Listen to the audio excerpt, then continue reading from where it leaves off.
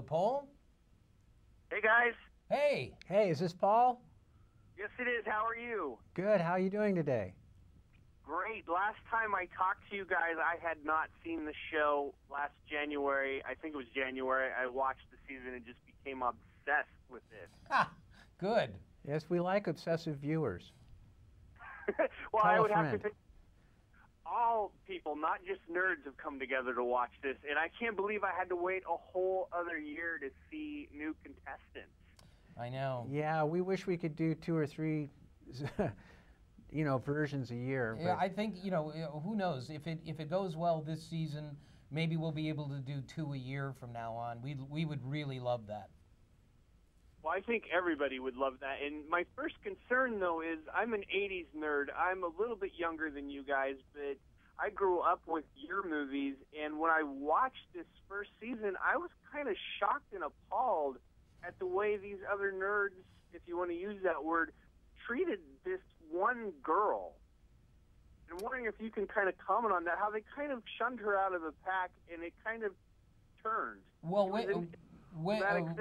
can you be happened. more specific? Well, I think her name was Alana. I didn't look it up, but the girl that it was at the beginning that no one liked, and she kind of became the black sheep of the show. It made me think of you guys.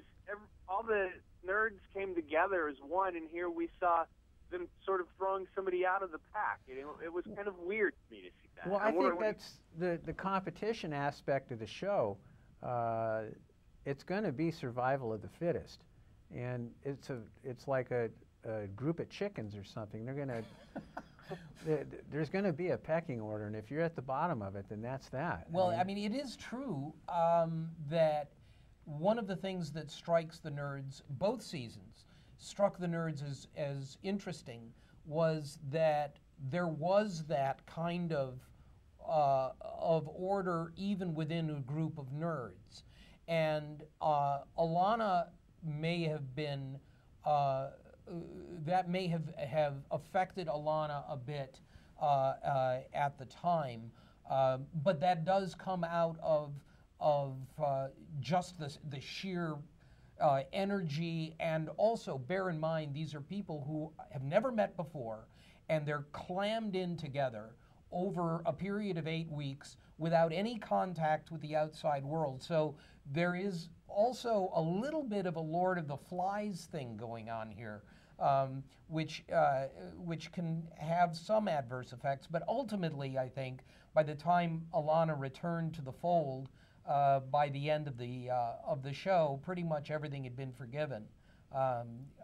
We really liked Alana, and hopefully I think she does look back with some fondness on the experience, despite what you saw. Well, and Curtis, I think you get a little too much joy out of blowing these nerds up as they leave the building, which is always a joy for me because it always makes me laugh how much fun you're getting out of it. Well, yeah, obviously, because we were talking about this not long ago, Robert and I, that it kills us. We don't like to see any of them go. I mean, the terrible thing about this structure is that every week one of them leaves, and we get sad every week. Because you fall in love with these nerds. I mean, they're just such incredible human beings. We have a monitoring station in Nerdvana, where as producers we sit there and we watch all the different screens with all of the nerds on them, and they go 24 hours a day. Yeah, I mean, you can go in there any time and take a look at what's going on in Nerdvana. By the time you're 4 weeks into it, I have to be pulled out of there. I become totally obsessed with them. So while it does happen out of the arc of the story that is presented to you as you see this evolve, some people get angry. So there are arguments, there are disputes, some hurt feelings, all of that kind of thing. Nevertheless, there's a lot going on, and ultimately they wind up, I think, feeling pretty good about the experience. Well, and I want to say is I've watched a lot of these reality shows, and I have a couple of friends that work in production on some of them, and sometimes they skew to a dramatic arc that they think the audience wants to see. And what I noticed about this show is when it comes to the end of the show, you guys aren't doing that at all, because I remember last season just being on the edge of my seat and being angry sometimes when we found out who was winning. So I have to imagine this is like, for you guys, kind of like exactly like the viewers, where you, like you just said, you are on the edge of your seat by the time you get to that point where somebody's going to be let go. Yeah. Yeah. I mean, one of the contestants this season, boy, we were on the edge of our seats looking at him interact with the other nerds in Nerdvana. Yeah. And we weren't quite sure how that was going to shake out, but. No, we always wind up feeling it is because there's no way that we can make anything happen the way we want to. We are as much along for the ride as the audience is. And I know there's a tendency with people who watch reality shows to assume that it's all rigged.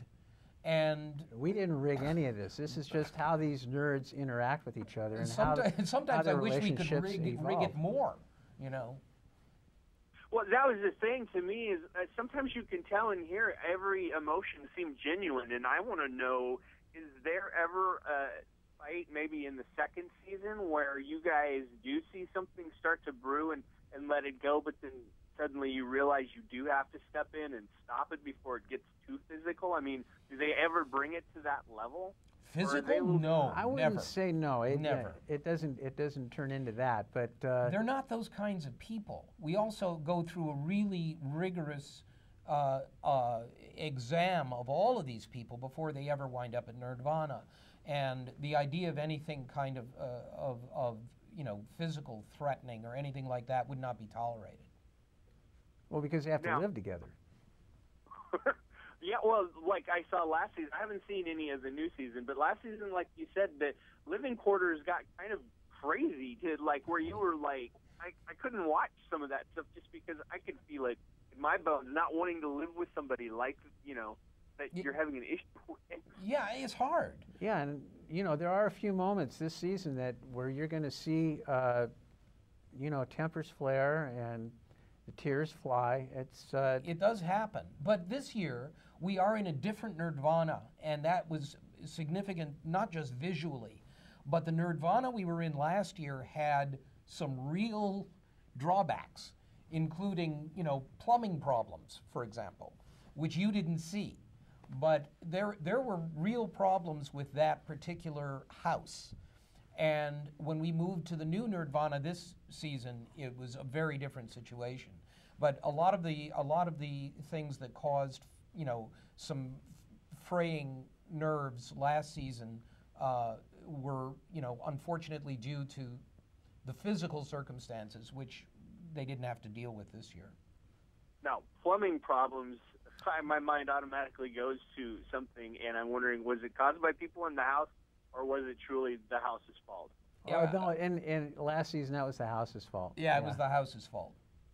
Okay, well, I want to know, before I get off the phone, some of the guest stars, because you guys bring on, like, the best nerd guest stars, and I want to know who's coming on this year.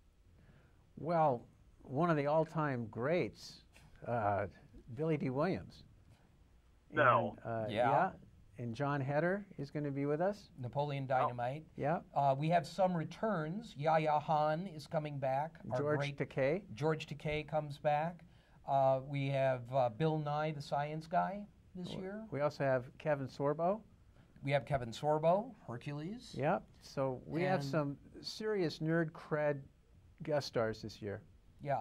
That's crazy. Well, and I was going to say, now with Curtis being on Supernatural, is there any chance we might see some of those guys come in? Because, I mean, that's another huge nerd show right there. It is a huge nerd show, but I don't know that would be, their hands are pretty tied up with that show. That's they're in their 9th season now, I think, going into a 10th. So they're pretty tied up there, but definitely there is a crossover between Supernatural fans and nerd fans. Well, are we going to see you come back on that show before the end of the season? Yeah. Yeah. But that's all I know. I know I'm going back. What I'll be doing, I have no idea. Yeah, they don't tell them till the last minute. Yes, I know you guys never are able to tell me anything about it. No, sorry.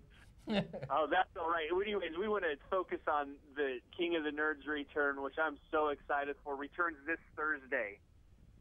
That's right. Yep, January 23rd, 10/9 Central. TBS. On TBS, very funny. Well, we're having a huge pizza party here to celebrate, and I hope you guys have a great one. And it's always great to talk to you two. Always just, I love you guys. You were a huge part of my childhood, so, and I've always kept that with me. So, Oh, thank you. Yeah, thanks, Paul. That's really nice. Thank you. well, I think that's one of the joys of returning to this show, too, is to get to see you guys every week. So We appreciate it. I will see you guys later. Okay. Take Enjoy care. the rest of your day.